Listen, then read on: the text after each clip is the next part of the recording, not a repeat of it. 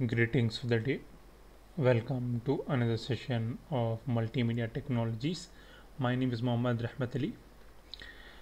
In today's session, we're going to continue the part of visual representation. In the previous session, we studied about the first 4 points with reference to visual representation.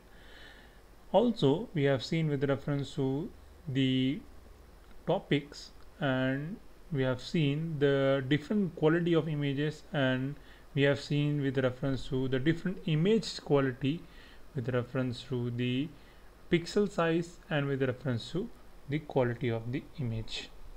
In the previous session, we studied about the vertical details and viewing distance. Also, we studied with reference to horizontal details and picture width. We have studied with reference to total details content of a picture, and the last one that we have studied was the depth perception. Now, in today's session, we're going to continue the same part. We are going to study with reference to the luminance.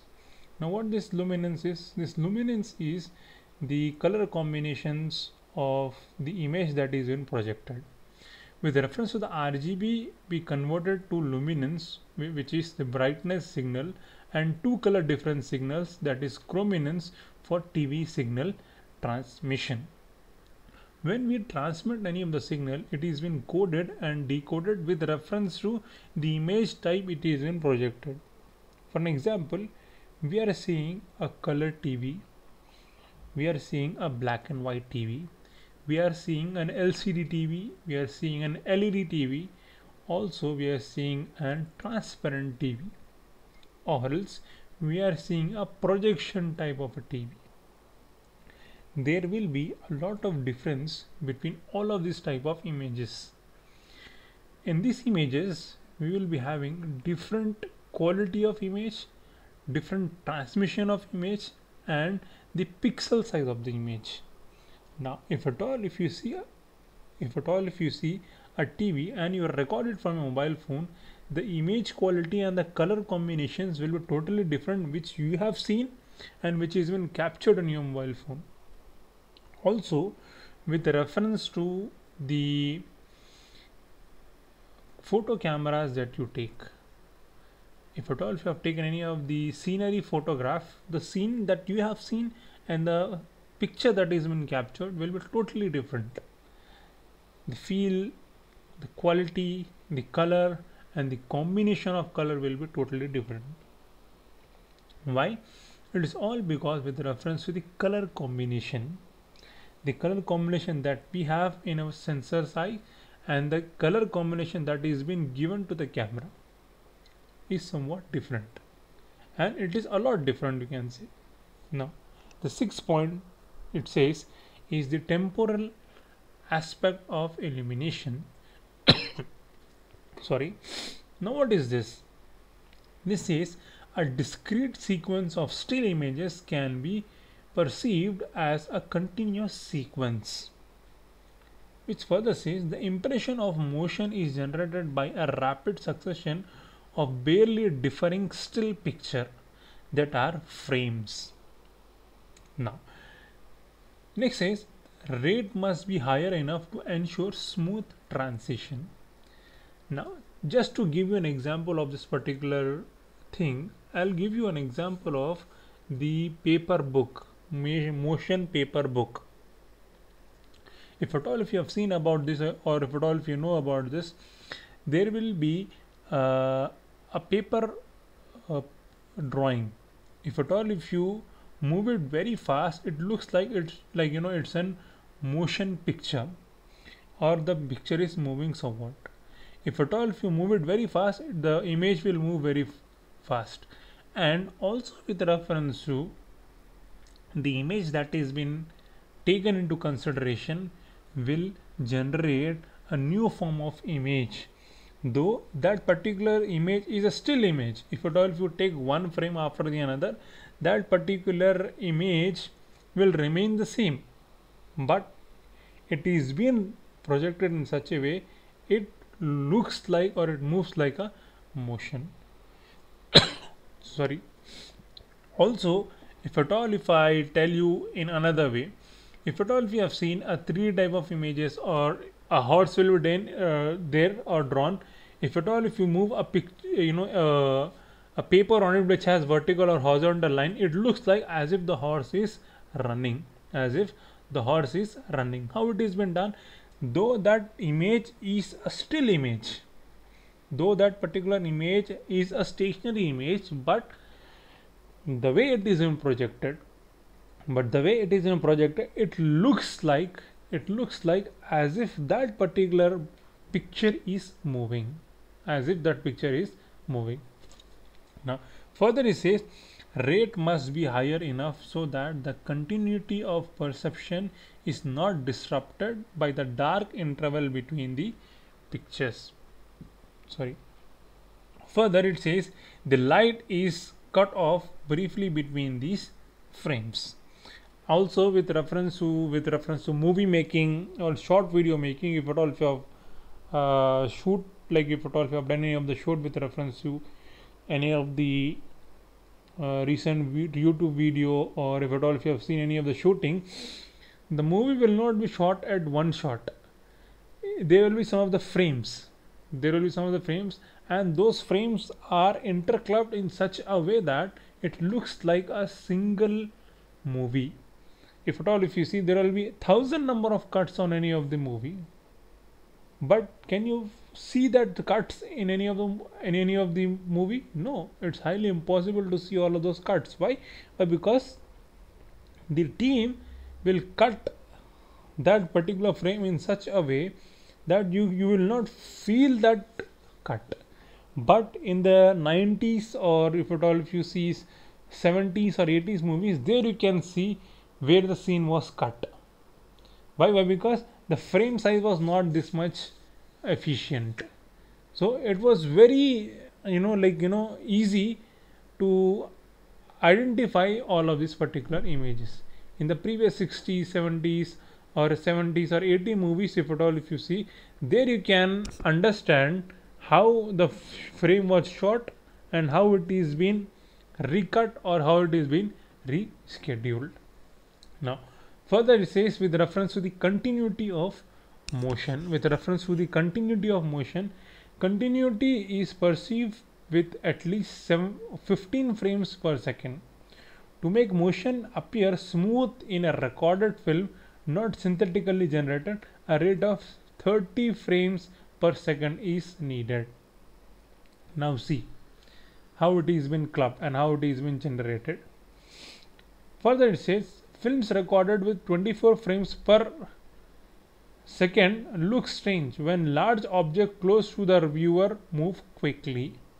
Now what do you mean by this? See, a normal human being, if at all something happens, if at all is we running, fighting or some of the things, if at all is with reference to 24 frame per minute, or 24 frame of the per second, sorry, not minute, per second is been shooted, then the slow motion of that particular movie will be very much efficient.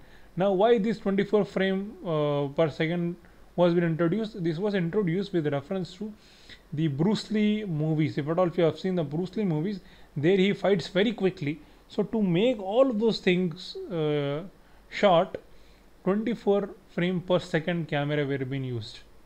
Why? Because it was too fast. It was too fast to capture sorry. It was too fast to capture Bruce Lee's move. It was too fast to capture all of these moves. So for that particular thing, 24 frames per second cameras were been introduced. Now further it says with reference to NTSC, which is National Television System Committee standard, which has original 30 frames per second and currently 29.97 frames per second. Now there is a minute difference with reference to this. The next one is with reference to PAL, which is phase altering line standard, which has 25 frames per second. Now next one is with reference to the flickers. If the refresh rate is low, a periodic fluctuation of the perceived brightness can result. With a minimum or minimum to avoid flicker is 50 Hz. Technically, or technical measures in movies and TV have allowed lower refresh rates. Now, what do you mean by this refresh rates? This you can see with reference to any of the DVD or VCD which has got some scratches on it. Now that image will be stopped at some instance, and some color, or that image will not be having color, or that might alter with reference to the color, or some distortion might happen. The refresh rate with reference to the images will be slow. Also with reference to any of the movies that you are seeing, some of the screen will be having some patches. It will not get refreshed. As soon as the scene changes, it gets refreshed. This happen mainly with reference to the 1080 and 720 type of movies. If at some frame you have paused the movie, then you have resumed the movie, some patches will be introduced, or some patches will be there on that particular movie frame.